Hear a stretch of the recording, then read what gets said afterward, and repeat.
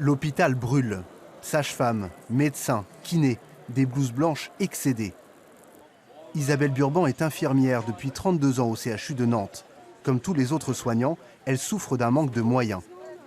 Ça pèse dans le sens où on fait un travail dans de mauvaises conditions. Par moment, on est un peu excédé d'avoir du matériel qui tombe en panne et qu'on vous dit fais avec, débrouille-toi, magouille, essaye de trouver la solution, essaye de réparer par toi-même.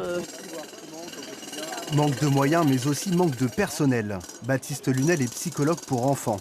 Dans son service à Bouguenais, obtenir un premier rendez-vous, c'est souvent le parcours du combattant.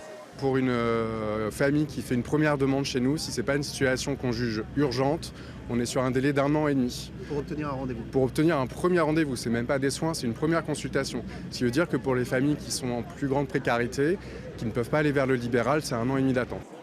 Des hôpitaux saturés, un personnel soignant découragé et par conséquent des patients moins bien soignés. Marie-Hélène Coco est aide-soignante en EHPAD.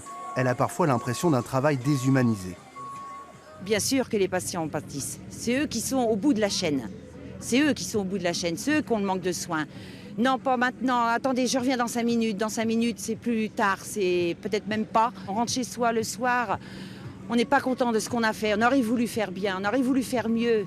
Mais on ne pouvait pas. On n'avait pas le choix. De l'argent, il y en a dans les poches de l'État. Le travail est difficile et la rémunération pas toujours à la hauteur. Résultat, 97% des établissements publics affirment avoir des problèmes de recrutement.